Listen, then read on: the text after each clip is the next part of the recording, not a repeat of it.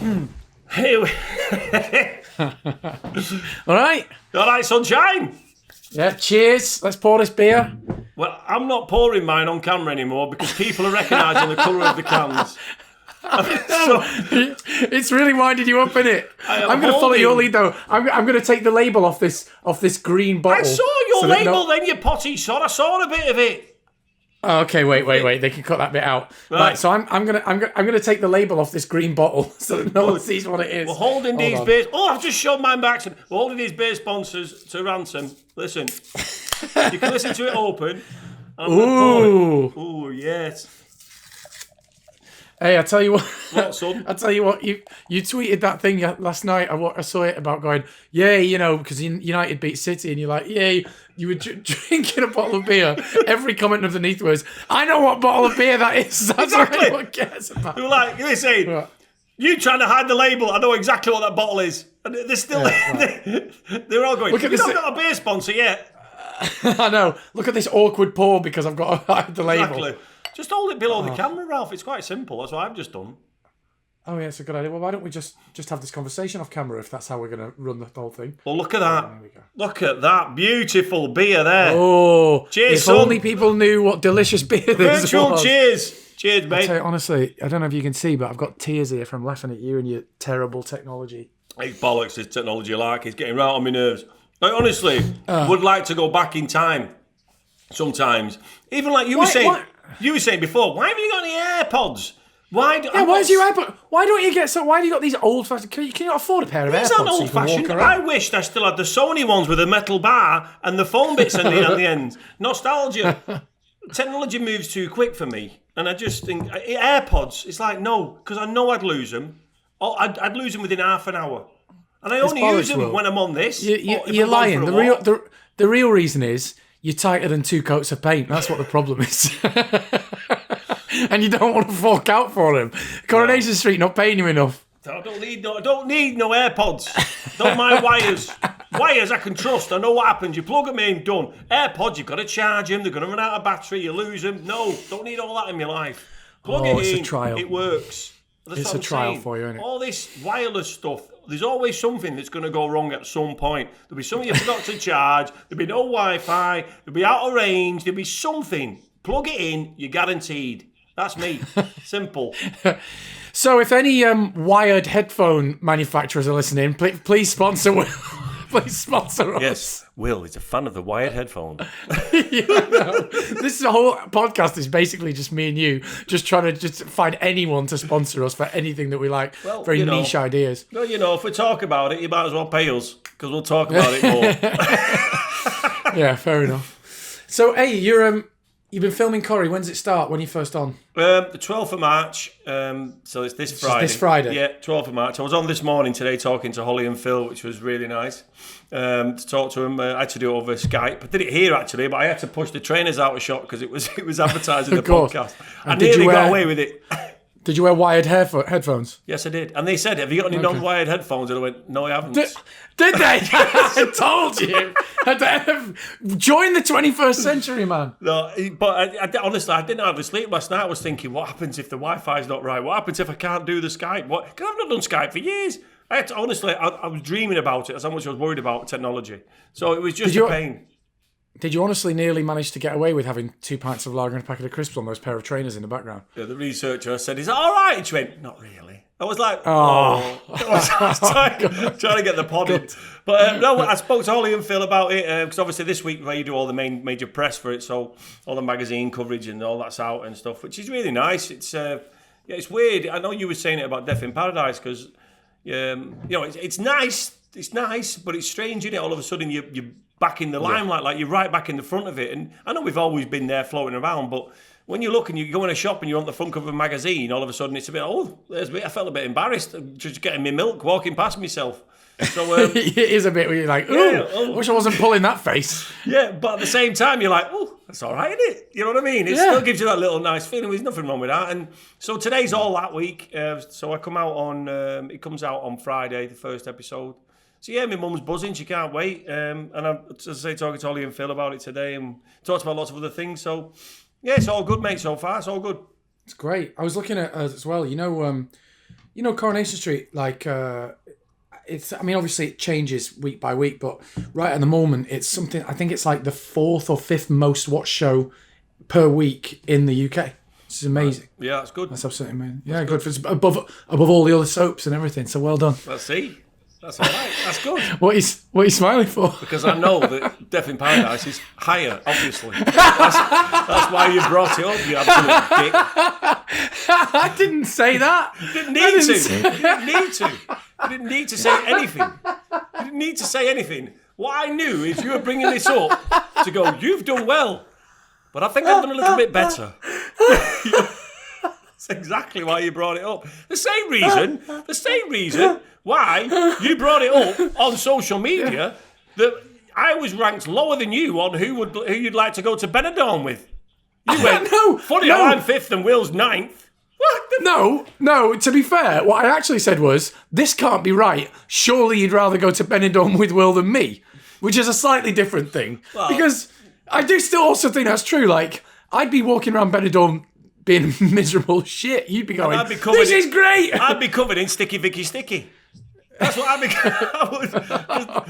And everybody would be with me. Where we going, Sticky Vicky's? I mean, that's where you have to go if you go to Benidorm. I've heard about it. I've never been, but apparently... No, I've never been, but yeah, that's where it was, Sticky Vicky's, yeah. So everyone who came with me would be covered in Sticky Vicky's Sticky. Yeah, if there is such a thing. But no, for people that don't actually know what that was, there was a very weird... It was a strange moment, that, wasn't it? There was a poll that was done. I can't remember. Weird. Piers Morgan brought it up because he was in the poll. He said, the top 10 people you'd like to go to Benidorm with. And me and Ralf was in the top 10. Ralf was about 5. I think I was 9. And just behind me was Piers Morgan. What an absolute tool he is. What's it? You want to go Benidorm with him? Why would you want to go Benidorm with him? What a load of bollocks. And no, I think was James Corden in it as well. Was he quite high up? Yeah, I mean, you can see why people would want to go to Benidorm with James Corden. You're definitely getting a meal. That's for sure. No doubt there. Right, listen. Hey, do you know what? Me joking aside, I've caused enough beef. Did you see what happened when I tried to mention that because they you know it's like when you're doing all these interviews for Corrie, you know they talk about all these other things. You talk about my dad and all that stuff, which is fine. But then they said, "So, are we going to get a 2 Pints reunion?" You mentioned it. Oh yeah, you dick! You said about Gavin and Stacey. Why are you trying to fucking start fights, man? I didn't say that. I haven't had a chance to say this to you yet, but yeah, I was reading that going, Will, why are you saying that we're bigger than Gavin and Stacey when we're not? I said, no, hang on a minute. I said, Gavin and Stacey, they brought that back for a reunion, and in my opinion, 2 Pints was a bigger show. It ran for 7 years longer. So it is a bigger, I didn't say anything about being better. It ran for, so I'm saying if they're going to do it for them, they could potentially do it for 2 Pints. That's all I said. And they put rift between Gavin and Stacey and 2 Pints. Will says it's a bigger. I wasn't saying it was better. Gavin and Stacey's a great show, and obviously it was on a BBC One. But they want to write headlines, and you know, if they want to have a beef, let's have it. You know, was that the Daily Express?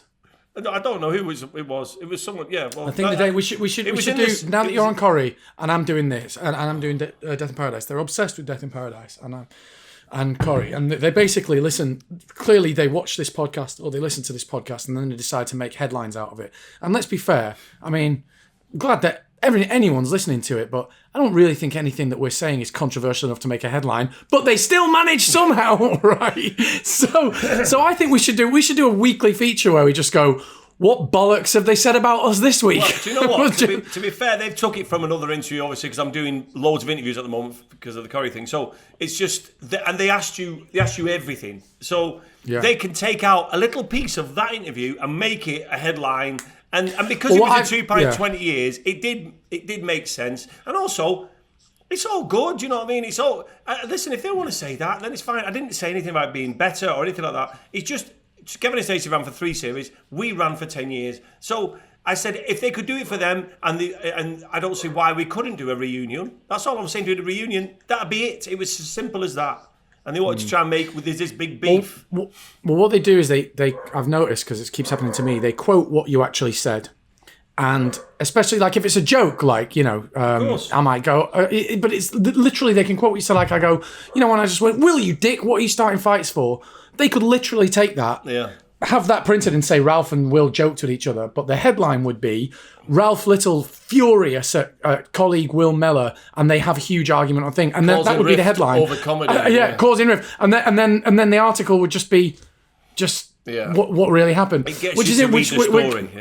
Well, yeah, it's clickbait bullshit, but it's interesting because, I mean, luckily enough, nothing's ever really been too damaging for us, but it's cumulatively, it can be a problem, and that's one of the things I guess we're going to talk to Joe about. We should talk about our guest that we've got on today before he arrives. Oh yes, Joe Tracini. Yeah, well, we mentioned him. You mentioned him, didn't you, in the podcast a couple of episodes ago? And we started talking about how great we think he is, and because of that, we just thought, well, why don't we get him on to talk about himself? And he talks a lot on social media about having borderline personality disorder. He's very funny about it, very interesting about it. So I'm really looking forward to hearing from him. See what he's got to say. And can I say, it wasn't just us, it was people, the general public and people messaging us saying you should get Joe on as a guest. And absolutely. And as men, as I say, we talk openly. We know we have a bit of banter and we have a laugh, and we sort of talk quite free. Me and Ralf don't plan what we're going to say, and that's why it's sort of open, and people seem to enjoy that. It's like, you get down the pub kind of thing. That's why it's called Two Pints of Will and Ralf. But the another part of this is mental health. That men talking is good, and it helps people. And Joe is an ambassador for people talking, because he's going through a lot of really bad problems mentally, and he comes out and talks about it, makes some jokes about it, and also he's had some bad things said to him through social media. We mentioned that. So it's basically the reason why he's on is because we wanted to speak to him, you wanted to hear from him, so he's coming on today, and we'll have a good chat. Yeah. I think he's probably arriving imminently. So before he turns up, we talked about how we haven't got a beer sponsor yet. No. But thank you again to Manscaped. Give them a mention. They've sponsored the whole series, so thank you very much for that. You can still get a 20% discount on manscaped.com if you go on and type 2 pints in all capitals, TWOPINTS, for a 20% discount. The blurb I've got this week is, lockdown is almost over. Get your bush nice and trim for when the pubs reopen. Now, hold on.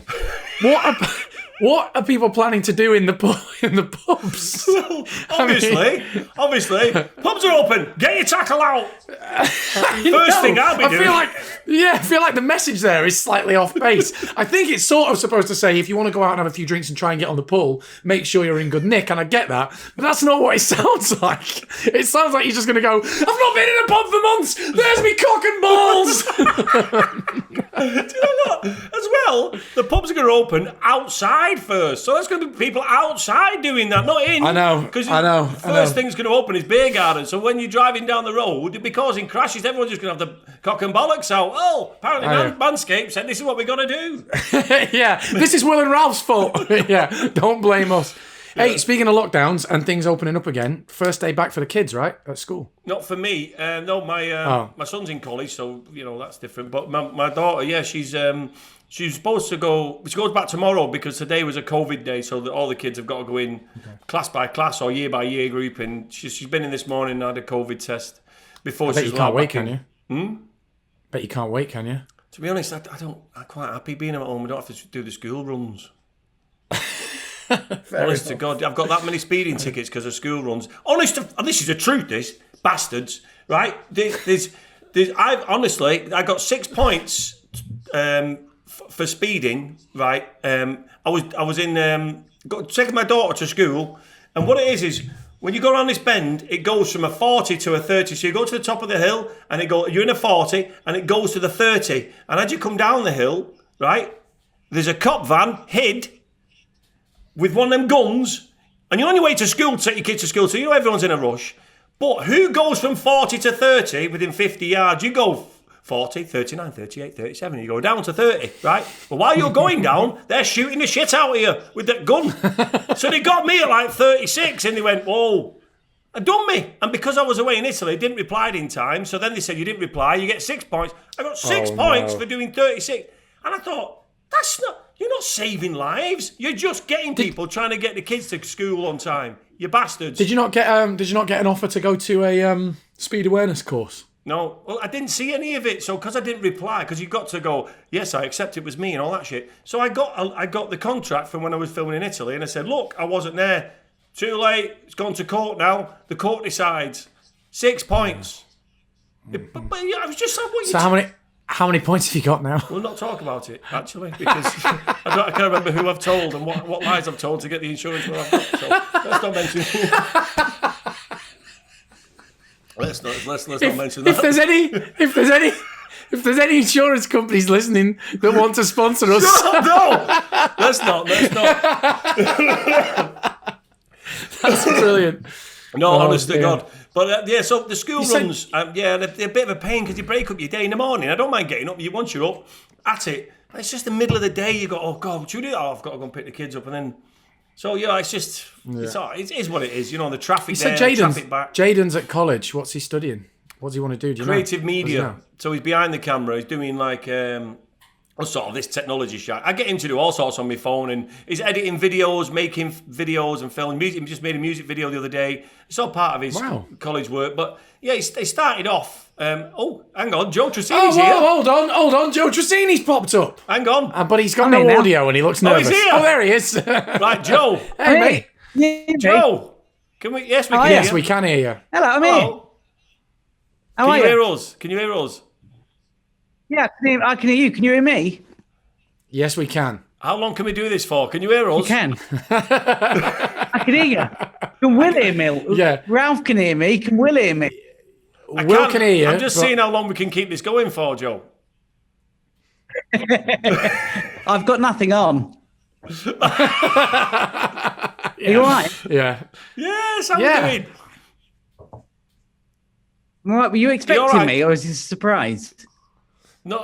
Well, I mean, we knew you were coming to talk to us, but basically, we don't bother sort of going. And here he is. Just when you turn up, then we just chat to you. Yeah, I was halfway through his story. Joe. But forget it now. It was only about my son. No one gives a shit. Obviously. Joe, to be honest, I was so glad that you turned up because he was boring the tits off me.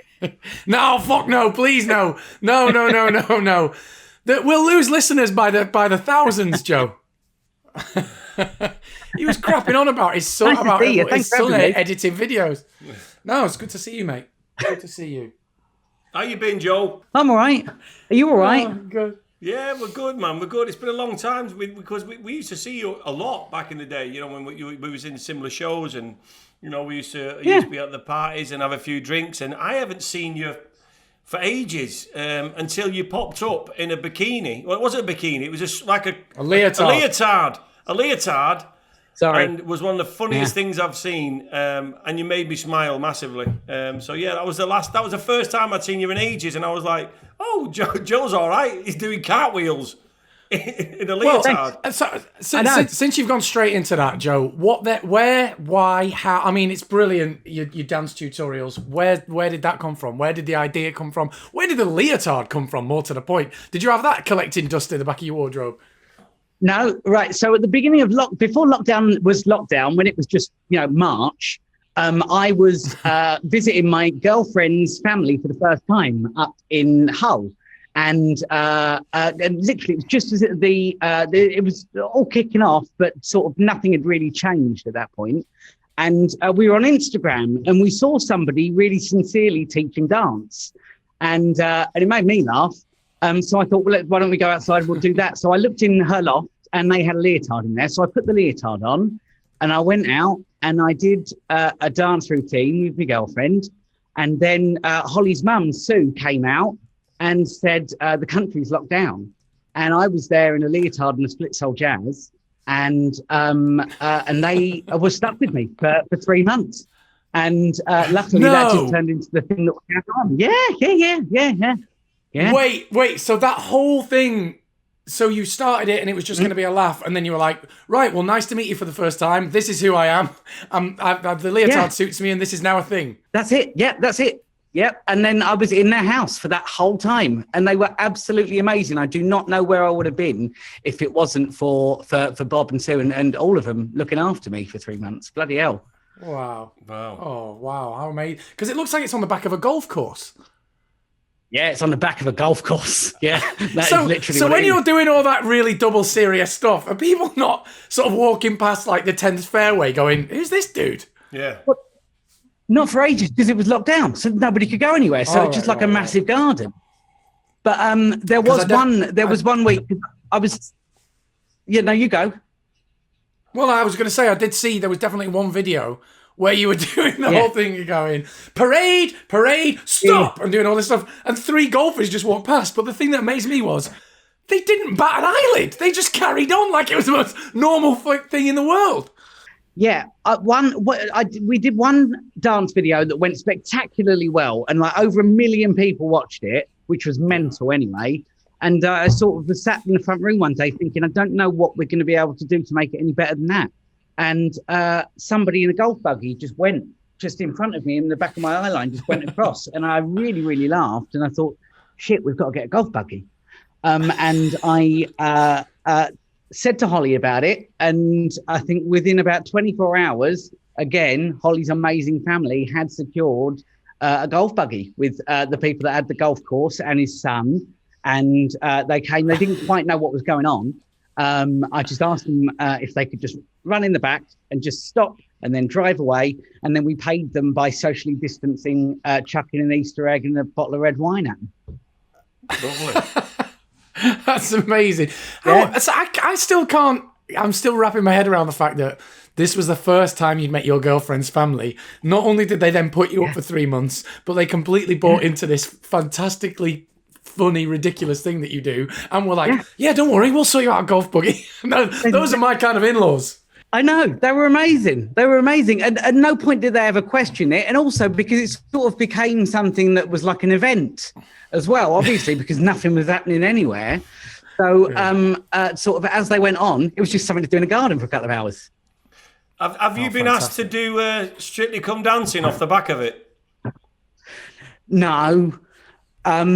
They did get in touch though at the end of last year. They said, "Do you want to come and do something?" So I did. I went down to the studio and did a dance tutorial on the Strictly floor, which was daunting.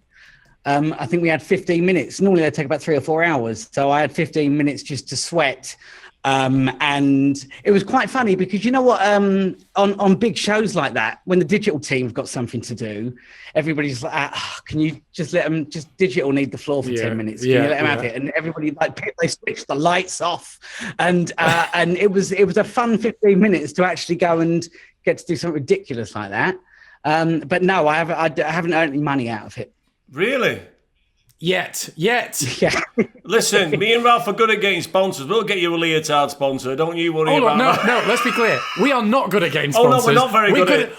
We're good at asking balls out for sponsors and getting nothing, but we'll keep trying. Speaking of balls out, Joe, we'll ask for a sponsor for your leotard. A leotard sponsor for you. In fact, wait a second. This is all tying in. Balls out, leotard, Manscaped. We've got all bases covered here. We're at it.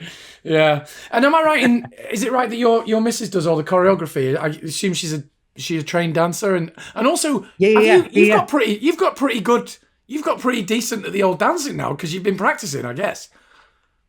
Thanks, Ralph. Appreciate that. Yeah, Holly's a proper dancer, actual dancer, and I went to college like 20 years ago, and I didn't turn up to dance then, but it's.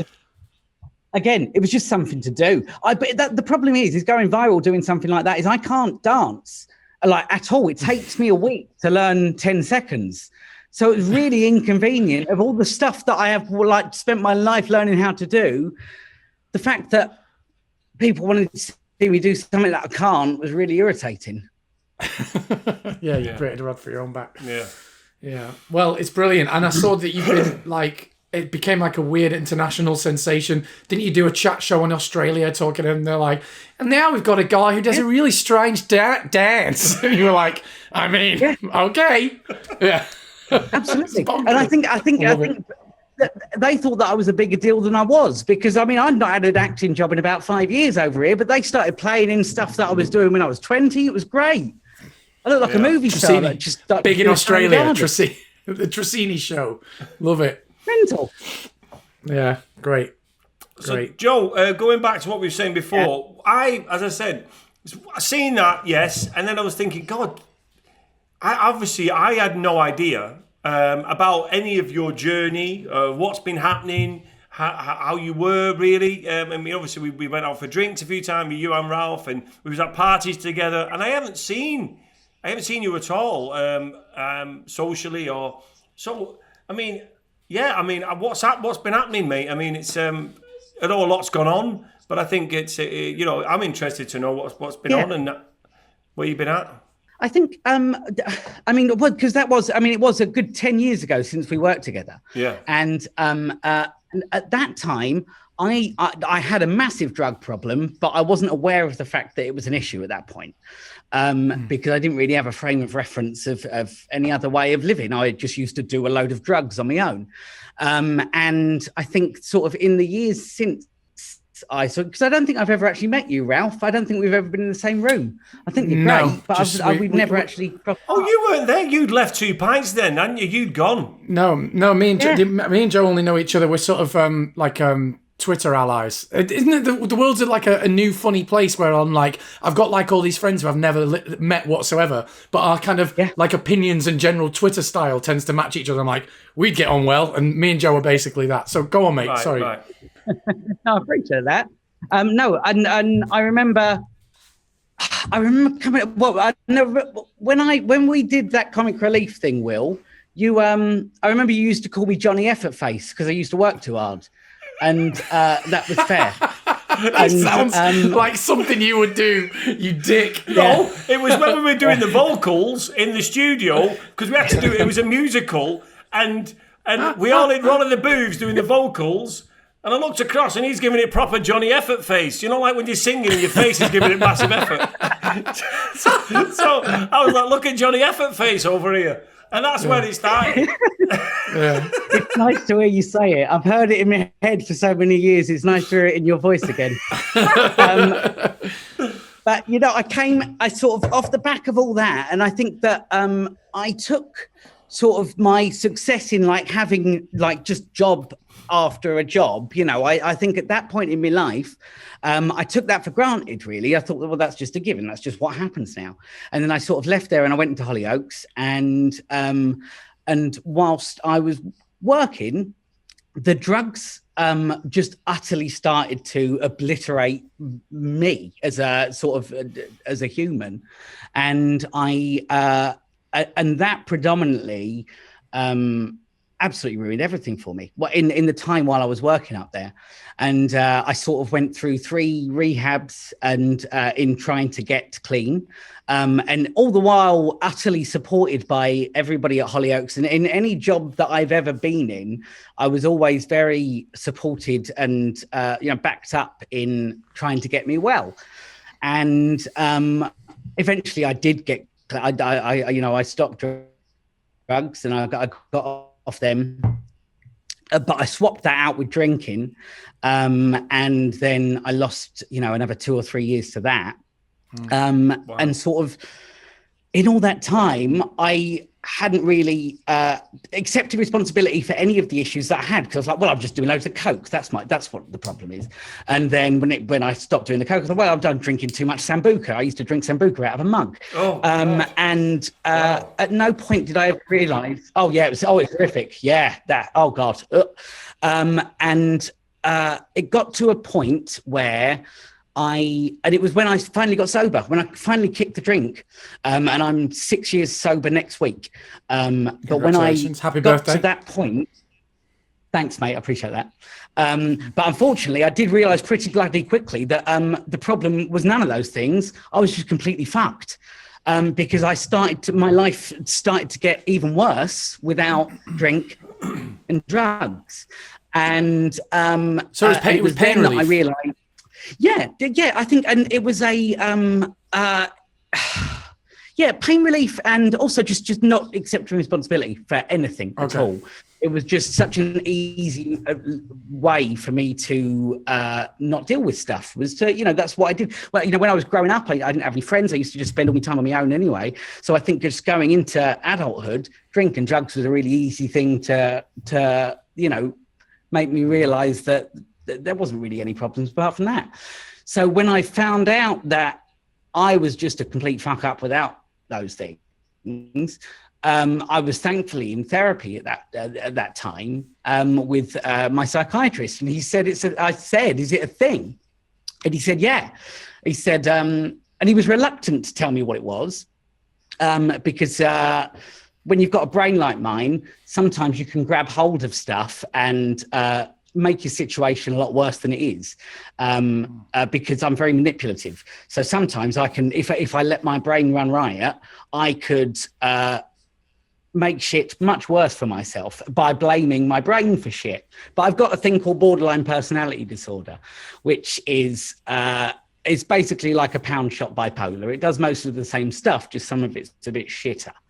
And I sort of, in my time since, in the past 6 years, I've basically spent as much time as I can learning everything I can about my head and about borderline personality disorder, so that I can try and understand what the hell is going on in my head, because I have to live with me being like this. It's not going anywhere. That's the thing that I've realised, certainly recently, is that this is not calming down. In order to have a life, I've got to live alongside what my brain does all the time. So that's does that make sense?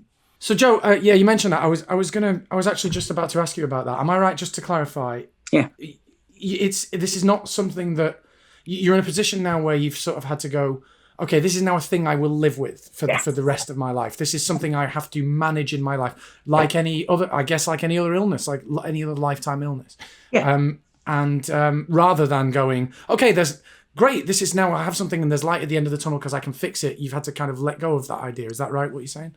Yeah, and I think that's a personal decision. I think that to sort of go, I'm going to live with it. I would love to think. I mean, because again, like the stuff that I live with, it's basically I've just got another version of me living in my head that absolutely hates me, and his end game is for me to be dead. So, like the way that I look at it is I kind of treat my brain like an Airbnb, and he's booked a room, he won't leave, and hopefully one day he'll move out.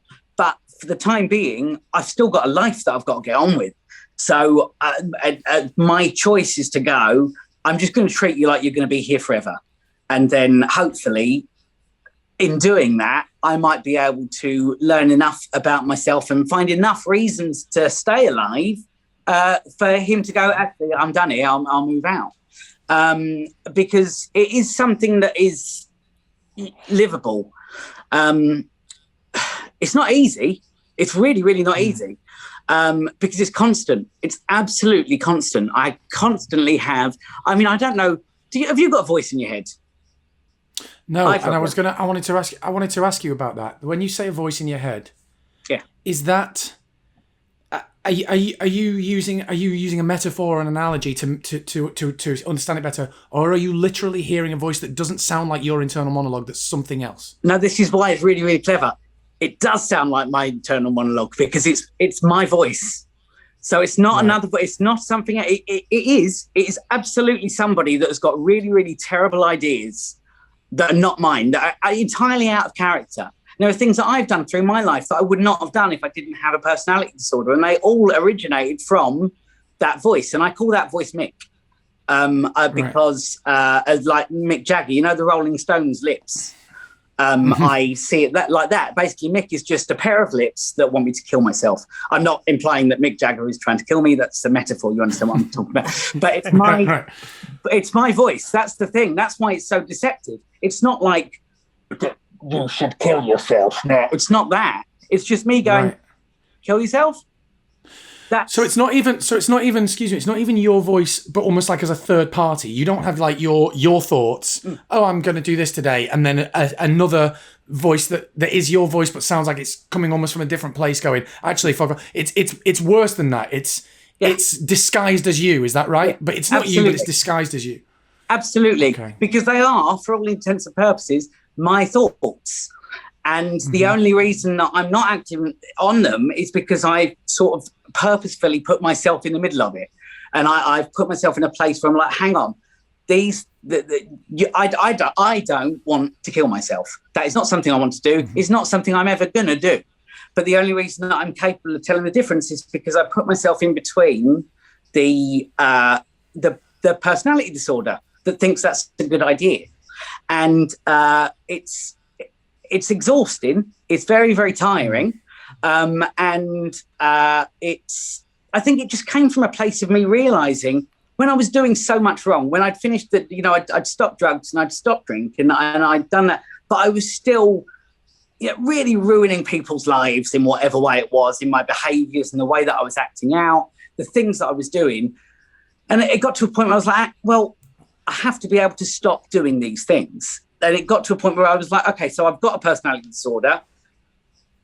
If I address that, then I can hopefully get to a point where I'm not like this anymore. So that's what I do now.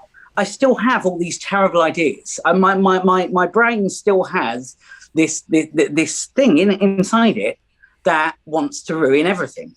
And it's like my full-time job is keeping that guy in my head, because if he's in my head, he can't affect anything outside of my life. Do you know what I mean? And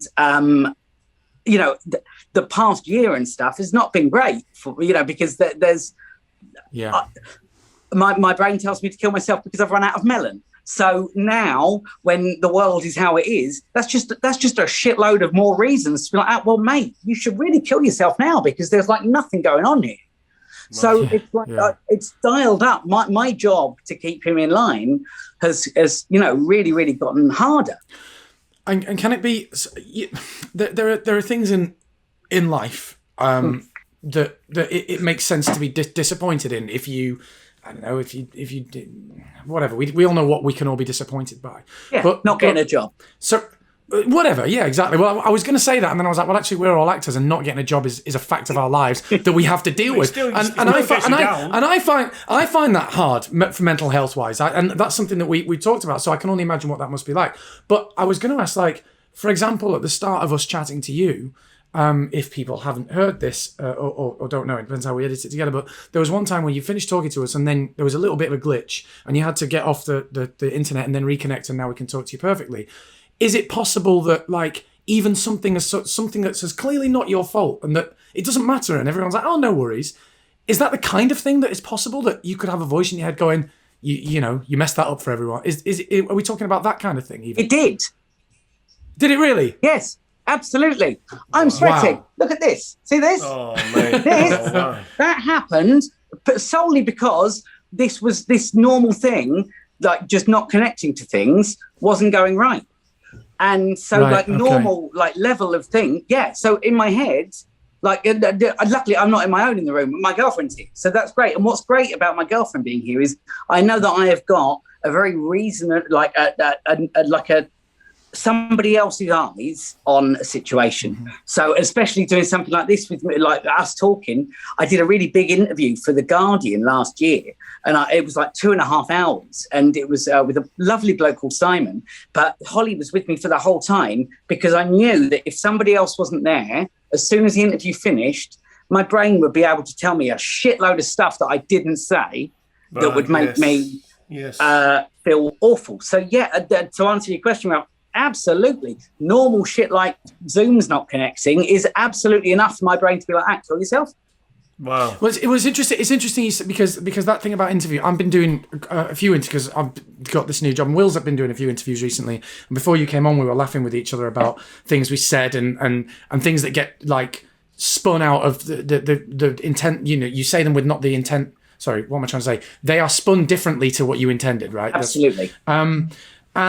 And that sort of happens to us. But that's like, it's not for me to tell you what is and isn't a legitimate concern, but that's like a relatively normal concern. You'd be like, oh, I hope they're not going to spin that wrong. I've exposed myself. I hope the interview's going to go right.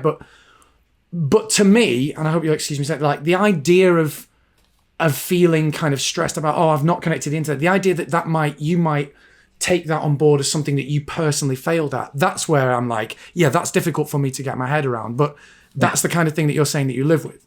Yes, something absolutely. That can't possibly be your fault.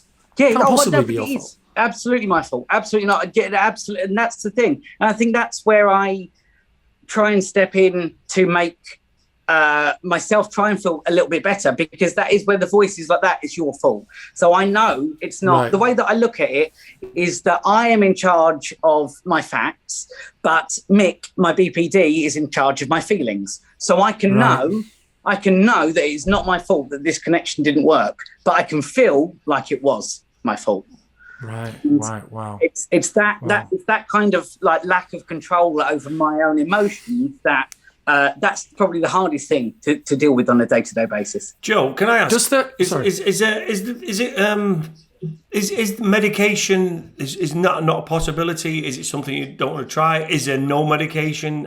Is that? There are lots of medications, and BPD is something that it's highly recommended that you medicate BPD. It is, and medication is such an important thing, I think, for sort of all depression and anxiety. And there are so many mental health issues that they're literally like crutches. And if you broke your arm, you'd go and get a cast on it so it could heal, and then you can get the cast taken off. That's what medication is for any level of mental illness. And I think that they're really, really positive things. For me, it was something that I spent a lot of years trying to find the right ones, and I just never did. And it got to a point where I was on so much medication.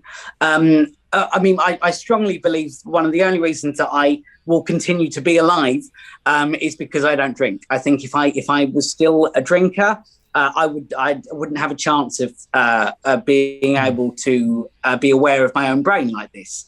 And I think that when I was heavily medicated, I got to a point where in my life I was depressed to a level where I knew that I was going to kill myself. This is a few years ago now. And it was at that point that I took myself away to another rehab for 2 weeks. And I decided that I needed to do something differently because what I was doing wasn't working. So but with help from my psychiatrist, I was taken down off of all of the medications that I was on. I was on so much, it took over 2 months. Every 2 days, I came down 25 milligrams of whatever medication it was. It took 2 months. Wow. And then when I got to that point, I just decided I'm going to give this a go for a bit. And I'm 3 years in now of not being on anything. And, again, it is something that is recommended that you have medication for. But I've actually found that even though it's hard, this is a little bit better for me. I feel slightly more in control of what I'm doing on a day-to-day basis by not being on anything. So yeah, I assume it goes up and down because life goes up and down. I assume some days are harder than others. Absolutely, yeah. Do you feel like you've found an equilibrium that you can, like we discussed earlier, this is something that you will now live with until hopefully there's one day when the tenant moves out, right? Absolutely. But you feel like you found an equilibrium? And I guess follow-up question, is creativity helping that and being able to do all the amazing videos and stuff that you're doing? Yeah, I mean, like I've definitely decided, to the point where this is how I am now. If I've got to be like this forever, it's better than being dead. So that's what I can cope with that. I think that doing the videos and things like that massively helps because it's putting it like into something, I suppose. But also, like, I've been really shit, lads, through my life up to this point where I am now. I've done some awful stuff, and like awful things that you have done when you've got a voice in your head that's telling you to kill yourself. Those two things work hand in hand. So like the voice telling you to kill yourself is like, remember all the awful stuff you've done. So the best thing I've ever done was stop doing awful things. As simple as that sounds, that was like the breakthrough for me, was stop being a complete and utter dick to people. So I did that. That's great. So I've still got to live with all of the other stuff. And I think doing the videos and things like that helps me because I have done a lot to be ashamed of, and that I will hopefully over the years be able to deal with in whatever way I need to. But what I'm not ashamed of is the stuff that my brain tells me to do and the stuff that my brain thinks. And that side of it that, again, because I'm quite disconnected to the world, the way that you can't understand how I would think it was my fault that I couldn't connect to a Zoom call, I can't understand why anybody would be ashamed of the fact that they thought about killing themselves. Because I'm like, well, you didn't pick that thought. Nobody picks it. That's a ridiculous thing to choose to do. So, like, I am so all right with talking to the back of my iPhone and saying, this is the stuff that I think. So I think like that side of it really, really does help me from a day-to-day basis, but also because I only ever really do the videos for me, because I need to get something out, or I need to talk about something. And I'm just in a very lovely position that I get to do that to a lot of people. You know, the more people that know that I'm thinking about killing myself, the less chance I'm going to be able to. So, Joe, we can only ever kill mentioning ourselves if we're on our own. You were mentioning it there about the stuff you put out, and we mentioned it in when we spoke about you in the podcast. Because thank you for that, by the way. No, mate, it's all for love, but at the same time, I couldn't believe some of the things that people have said to you on social media, knowing that you have mental health problems, and we was talking about that and how, I mean, I don't want you to go over it, but people are not always. Oh, so listen, Joe, we're all behind you. There's some negative, horrible people out there, as we know, and we don't want to validate them. Yeah. But how do you feel about social media in the way that, do you believe there needs to be a way of, people need to be identified to be on social media? Because there's a lot of people out there suffering, like yourself, whether you read it, whether it bothers you, whether you don't. What do you think about that? I think that's a bloody great idea. If you can, if you like, when you were signing up to Twitter or something, to have to put a driving license or something, I don't see why there would be any reason that that's not a good thing. That's a great idea. Yeah, I mean, I think I said about it the other day. It's for every 100 nice comments I get one from an absolute donkey. And if I can just not listen to the absolute donkey, that would be great. But unfortunately, I completely disregard the other 99 nice things, and I listen to the one person who, to use that as an example, likened me to a paedophile last week. And you're like, that's mental. Why are you doing that? But unfortunately, that's what my head grabs onto. So, but it comes with the territory. So I think that when I know what social media is like, and I think so. You can't act surprised, unfortunately, if you get stuff like that back. It's not great, doesn't help, but it is what it is. But yeah, no, bloody hell, if you actually could work out a way of proving who you are and things, I think it would be great because it would sort out so many of those problems. 100%. I do that, Joe. I do that too, though. Like, well, I mean, I don't think to the same extent, because I watched your video and you said, when I get one comment, then there's 99 comments, and I don't think, obviously not to the same level as you do. But yeah. It bothers me, and I'm sort of mentioning that because this is about you, not about me. But I'm wondering about you as well. Will, we have to go through. We don't have to, but it's the dumb thing to go through our professions, being like, I'm thick-skinned, nothing bothers me, who gives a shit? And actually, if I read 99 comments going, you're great, and then one comment going, who the hell do you think you are? You're a loser. Like, it doesn't bother me, I'm sure, to the same extent it does you, Joe, as we've talked about, but I'll just have a little bit of a gloom in the back of my mind, probably for about an hour. And then I'll distract myself and I'll move on and I'll go, who cares? But yeah, it's this mean spirit. In fact, I had one only this. Somebody said, I had a Twitter thing this week where Tim Henman and Matt Letizia and Lee Hurst signed a thing about going, stop the government wearing an open letter to the government saying don't make kids wear masks in school. Now, I don't believe that that's scientifically very clever. I think that masks should be worn because that's the science. But I don't care, really. If people want to sign that letter, fine. What I tweeted was there were a load of people going, these Z-listers, who do they think they are? What? Now, listen, despite the fact that a lot of them are right-wingers and I don't agree with anything they say, I was like, I just tweeted going, listen, calling these guys Z-listers and losers and has-beens it's not a good look. If you disagree with them without being dicks. And what happened was, hundreds of tweets came back at me going, yeah, we'll prove why kids should wear masks in school. I was like, that was never the point I was making. Just the sheer vitriol, the sheer weird anger. Literally, I sent a tweet going, don't be horrible to people. If you want to disagree with people, do it nicely. And the sheer anger that got from people was extraordinary. So I guess I can only imagine how much that's magnified for you. And it worries me for you that it's a horrible place in many ways. And do the benefits outweigh the nasty parts? Absolutely. Yeah, absolutely. If they didn't, I wouldn't do it.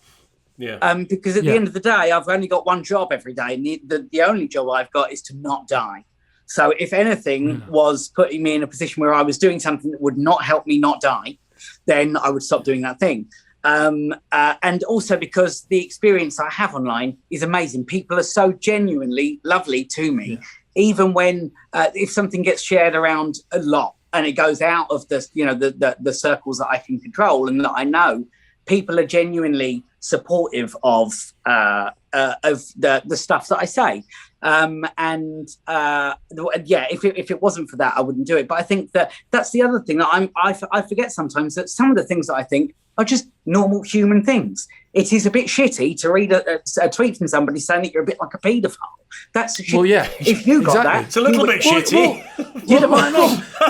No, but that's what I'm saying. And actually, it's really interesting talking to you, because it's like I think people. Well, it's Joe. You're an actor as well. But even if people know you at the moment because of lockdown, they're like, "Oh, that guy does those great videos," but you are an actor and you've been a very successful actor.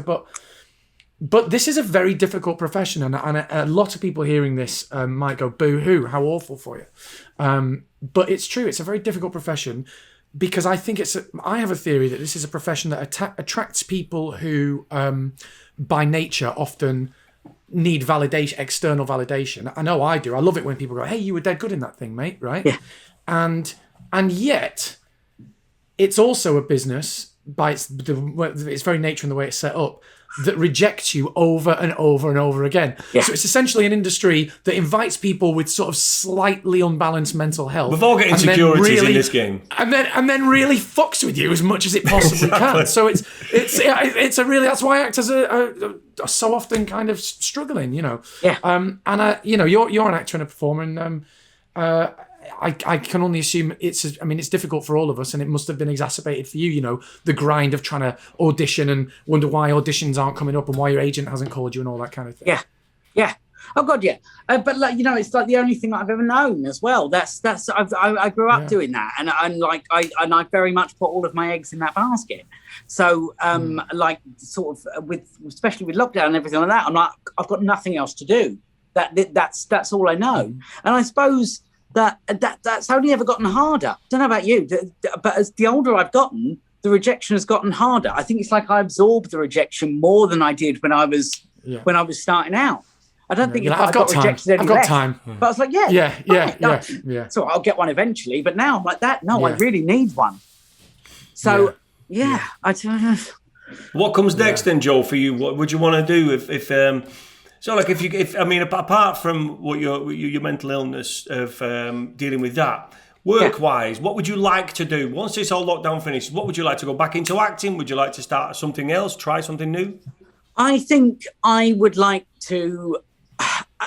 I'm getting more funnily enough, I'm getting more comfortable being me in things than I am doing anything else. I think after all this, honestly, if I had somewhere to be, I think that would be enough, Will. I don't like that. That would be enough for me. I love acting. I've always loved acting. I've always loved doing theatre. But I think that if I can just have somewhere to be and I can be all right being me, that will be enough.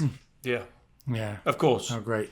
Of course. Well, I'll tell you this much. If I was a commissioner, which I'm not, and if I had the kind of power, which I don't, then right now I'd be asking you to see if you can develop your your videos where you've got you and then you talking. I think that's made for a single camera comedy. Thanks, I really Ralf. do, and I really do, and I think you play both characters. Could become me and Mick. Well, yeah, me and Mick. I really do, and I think you basically go into literally everyday situations, and the point of the sitcom is to show what the reality is like going through life and be darkly funny as you are. Dark comedy would be brilliant. You play both characters, and the idea is all the other characters in it don't see Mick, but he's standing next to you all the time. I mean, if any commissioners are hearing this, listen to it. Please commission it, because I've written one. It would be I've amazing. written one. Oh, there you go. Commission it. The script is already done. Listen, if it's anything like what Ralph's just said, you know he'll be on you for a commission and 10%. So seriously, change anything that Ralph said. 10%. I want to produce this thing. If Joe wasn't an actor, I'd be angling for the lead role. Ralph will be giving himself lead parts and all sorts. Exactly. So now go on, Joe. So you have already written it. Is it Yeah, absolutely. And I think I came up with it with a friend of mine called Chris. And interestingly, I never ever saw it as me being the other character in my head, because I always thought it would be more of a Rick Mail. What was it called?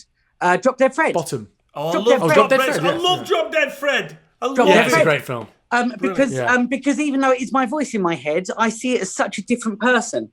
And I think that to visualize it, I think it would it would be easier understood if you saw it as somebody that's completely different, who has completely different ideas to me. Yes. But yeah, hold on, wait. There's the role for me. We're in like Flynn. Jesus Christ.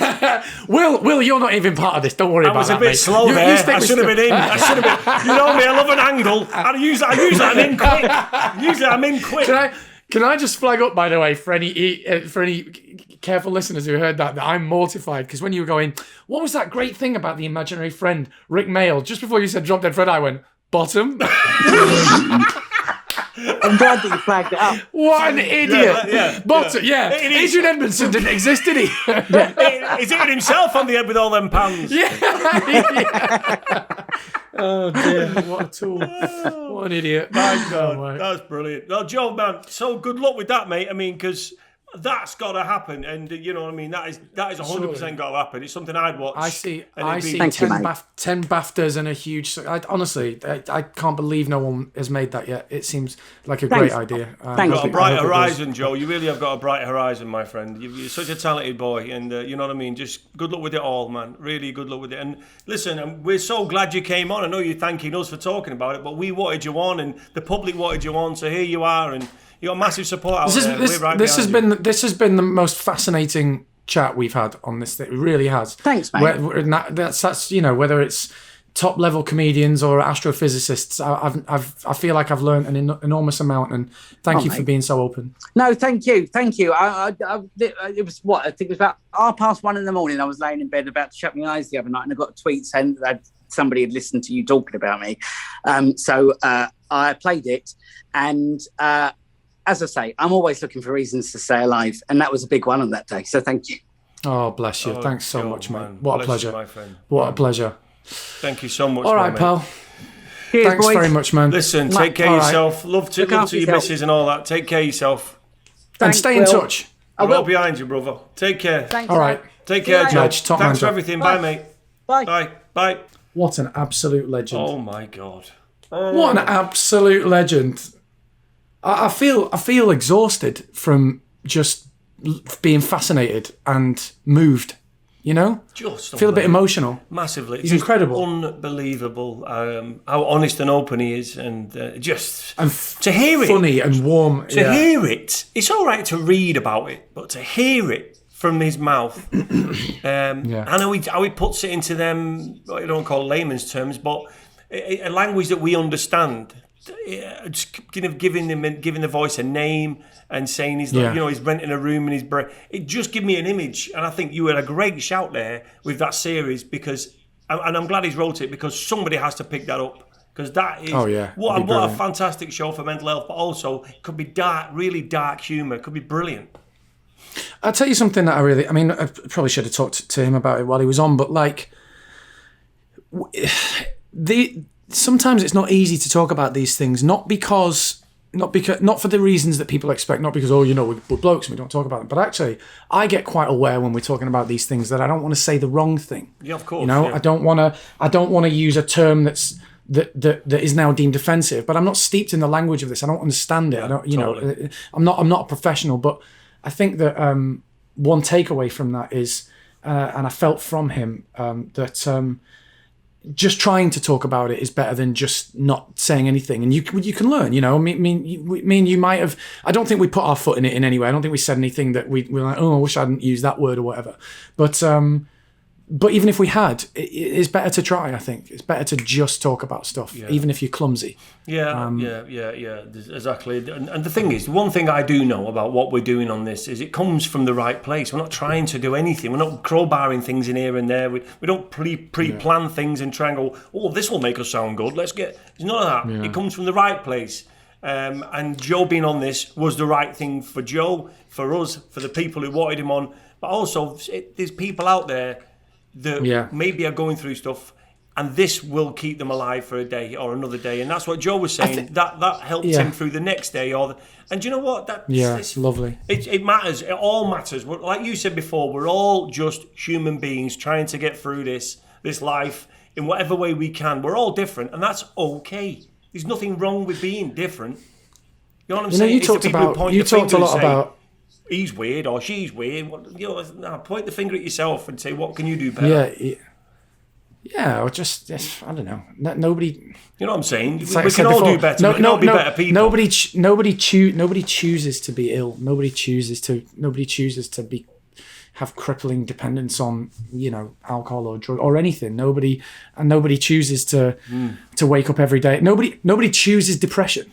Exactly. Nobody. But people do choose to point the finger. That's what makes me laugh. Going, and if you look at them. Oh, what's she doing? It's weird. It's weird because if you don't suffer from it, if you don't listen, I probably used to be a bit like this. I don't mean like in a proactively horrible way, but I probably used to like when I was younger, going, pull your socks up and get on with it. Yeah. But nobody chooses it. It's not a choice. Nobody goes, do you know what I'm going to do? I'm going to be a bit sad today and not do anything. It doesn't work like that. People aren't choosing this. But I think like you're right what you said. I've probably done it. I've probably made jokes about people, pointed the finger and go, look at that. But that's a part of life. You have to grow up and learn from the mistakes you've made and look back and say, you know what? I shouldn't have said that. I was a bit of an idiot then. Yeah. And then what we do is you've got to evolve. You got to try and be a better person. Don't be the same idiot you were when you were 15, 16, 17. That's a part of aging. You've got to try to be better and think about others. And well, also I'd like to hope that as well, though. It's what's nice. It's not just a part of aging because we've grown up a bit and got to this point, but a younger generation now, your son's generation, has more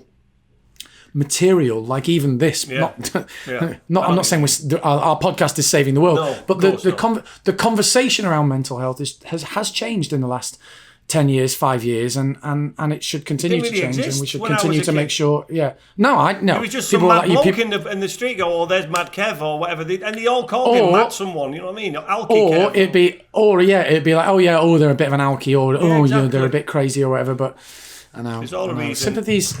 It's funny, isn't it? Sympathy doesn't really cost a lot, but it's not as. Or empathy doesn't cost a lot, but it's not as easy to come by as it should be. Yeah, I just think we've all got to realise that behind that face, there could be something going on. So just be a bit careful before you're quick to judge.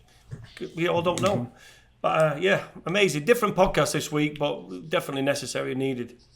Loved it, actually. I really loved it. I found him absolutely fascinating and charming and funny, and what a great guy. To be honest, it's one of them times when you want to grab someone and give them a hug, you know what I mean? It's just, I know you can't, and probably wouldn't do him any good, but it'd do me a lot of good, and I know it's a bit selfish, but I felt like I wanted to get hold of him, you know what I mean? But that was interesting what he said. I was fascinated. That was one of the most surprising answers I got. I was like, is it, if we were to say to you, mate, don't worry about not being able to connect on Zoom. So don't be silly. And he was like, yes, of course, being nice and being kind and supportive is good. But in that particular example, it wouldn't have helped him. No. Because, and so that's really interesting because it's great to work out, well, okay, so you divert your energy somewhere else. Yeah. You talk about, what great work he's been doing instead. Yeah. That was fascinating to me because, like I say, everybody's different, and you don't know what's going to work. I wish him well, and I hope that Mick fucks off as soon as possible because he always sounds like a right pain in the ass. I know, yeah, horrible. Yeah, imagine having that. Yeah. Hey, anyway, great speaking to you, pal. As I say, different one. Yeah, I don't think there's anything to add to that, is there? I'm quite happy just to leave that there, and leave it with an amazing chat, and move on. And actually, I'd like to kind of just go and sit with that for a couple of days and think about it, and then we'll come back later in the week. Yep. As I say, we don't know how these podcasts are. We don't really pre-plan them, so we just we come, we speak, and that's what's happened. Hope you all enjoyed it and got from it what we got from it, and we'll see you on the next one, people. Nice one. Cheers, mate. Nice one, Ralf. Lovely to speak to you. Nice one, pal. Take care. Thanks again to Joe Tracini. What a legend. Cheers. Thanks. And thank you to our sponsors. Yep. Manscaped and no beer. Yeah, we still haven't got a beer. It's called 2 Pints with Will and Ralf. Are you out of your mind? Come on. Surely to Christ. See you in a bit. See you later.